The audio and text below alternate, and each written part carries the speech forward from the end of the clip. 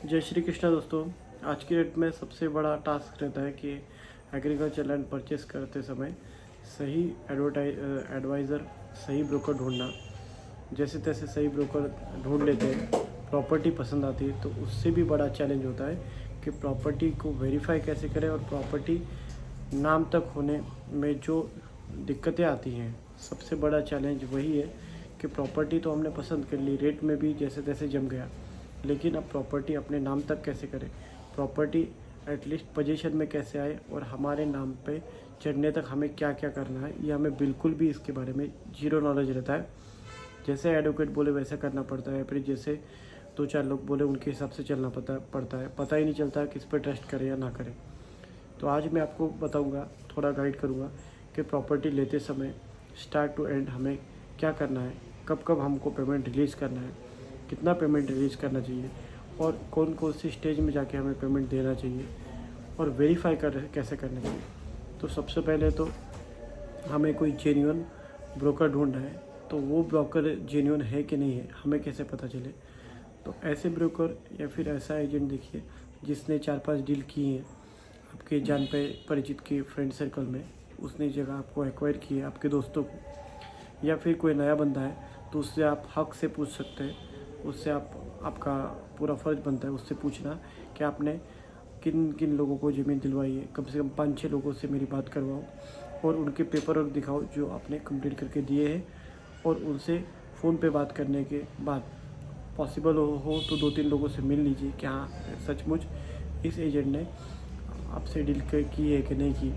इसके बाद second time जब हम नेगोशिएशन करते हैं सेलर से, तब नेगोशिएशन करते समय सेलर को बोलिए हम कम से कम अमाउंट में टोकन अमाउंट जमा करेंगे, हो सकता है तो 11,000 21,000, और पूरा पेपर वेरीफाई करने के बाद में ही हम आपको अगला बड़ा टोकन रिलीज़ करेंगे। तो सेकंड बड़ा टोकन रिलीज़ करने के पहले जो 10,000 21,000 हम देते हैं, उसके बाद हमारा फ़र्ज़ बनता है सबसे पहले वो ज़मीन, वो जिसके पेपर हमें दिए हैं वो वही ज़मीन है कि नहीं वो वेरीफाई करना। जैसे कि पेपर सब कुछ चेक करने के बाद पता चलता है कि ये ज़मीन थी नहीं, इसके बाजू वाली ज़मीन थी। तो जो भी पेपर हमें मिले हुए वो पेपर हम प्राइवेट सर्वे को दीजिए, पॉसिबल हो तो गवर्नमेंट सर्वे, लेकिन गवर्नमेंट सर्वे इतने जल्दी होता नहीं। प्राइवेट सर्वे वालों को बोल के हम उस जगह का सर्वे करा लेना चाहिए कि एक्चुअल में वो जगह जितनी पेपर में है उतनी है कि नहीं, कम है या फिर उसका शेप समझ में आता है और रेक्टेंगल है, स्क्वायर है, जो भी है। इसके बाद डिसाइड होगी कि वही जगह है जो पेपर में दी हुई है। हमारा सेकंड स्टेप ये होता है कि पेपर देखिए, मतलब 7/12 जो रहता है 7/12 आप लीजिए आप और सीधा दीजिए एडवोकेट को जो कि लैंड के एक्सपर्ट है। वो 13 से 15,000 रुपये लेंगे, जिसमें आपका सर्च और टाइटल निकालेंगे। सर्च और टाइटल मतलब पिछले 35 साल की पूरी हिस्ट्री रहती है ज़मीन की, जिसमें फेर पार आते हैं और सभी एंट्री आती है, किसने किससे ली, किसने किससे ली, अभी तक वो ज़मीन किसके नाम पे कैसे पहुंची। ये पूरा 35 इयर्स का सर्च रहता है, वो निकालने में 7 से 8 दिन टाइम लगता है। इसके बाद उसके बेसिस पर पूरा टाइटल रिपोर्ट बनता है। वही एडवोकेट आपको टाइटल रिपोर्ट बना के देगा 15,000 में, कहीं कहीं थोड़ा कम ज़्यादा 1,000-2,000 आगे पीछे उसकी अमाउंट है। सर्च और टाइटल जब क्लियर आ गए, इसके बाद हम 1 लाख 2 लाख 5 लाख आप बड़ी टोकन अमाउंट रिलीज और ज़्यादा दे सकते हो। इसके बाद 7 दिन की आपको लोकल पेपर में नोटिस देनी पड़ेगी, जो कि बहुत ही मस्ट इम्पोर्टेंट रहती है।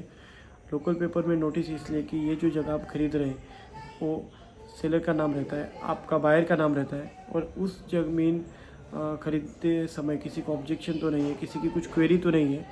इसका पूरा ब्यौरा उसमें दिया रहता है। अगर किसी को क्वेरी है तो नीचे हुए नंबर को कांटेक्ट करें, उसमें एक आपका नंबर रहेगा, एक एडवोकेट का नंबर रहेगा। ये 7 दिन की पेपर नोटिस देने के बाद उस पर कोई ऑब्जेक्शन आता है तो हमारे लीगल एडवाइज़र यानी कि एडवोकेट उसे सॉल्व करते हैं। नहीं आया ऑब्जेक्शन तो 8वें दिन, 9वें दिन, 10वें दिन आप जब चाहें, आपकी मर्ज़ी हो, आप उस ज़मीन की रजिस्ट्री यानी कि सेल डीड कर सकते हैं, खरीदी खत कर सकते हैं, वो ज़मीन खरीद सकते हैं। खरीदते समय भी आपको पूरा पैसा देने की ज़रूरत नहीं है, क्योंकि ये आपका आधा ही काम हुआ है। 90% लोगों को लगता है कि सेल डीड हो गया तो पूरा पैसा हमने दे दिया, हमारा काम ख़त्म हो गया। एक्चुअली सेल डीड होने के बाद में सबसे एक हुक्मी एक्का रहता है जिसे बोलते हैं वर्दी नोटिस। वर्दी नोटिस सेलर के पास में एक ऐसा रामबाण उपाय है कि अगर आपके कल के डेट में आपके चेक बाउंस हो गए तो वो वर्दी नोटिस पे सही नहीं करेगा, जिससे आपके नाम पे 7/12 ट्रांसफ़र नहीं होगा।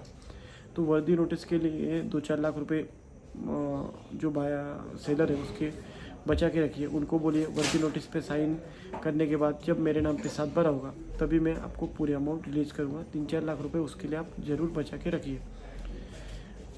और अब बात रही दूसरी कि कोई जगह इंडिपेंडेंट है जिसको डिमार्केशन नहीं है, ओपन प्लॉट है, तो ओपन प्लॉट लेते समय सबसे पहले खबरदारी ये बरते कि आप सेलर को बोले कि टोकन अमाउंट आप ले रहे हैं, हम आपको टोकन अमाउंट देंगे, लेकिन उस टोकन अमाउंट लेने के बाद सबसे पहले आप मेरी जगह को फेंसिंग करवाइए, उस जगह का कंपाउंड करवाइए, जो आपके लिए भले ही 4 दिन का काम होगा, हमारे लिए वो 1 महीने का काम है। तो पोजीशन होने के बाद में ही ये सब वर्कआउट आगे कर लीजिए। ये जानकारी आपको कैसे लगी ज़रूर बताइए। Thank you.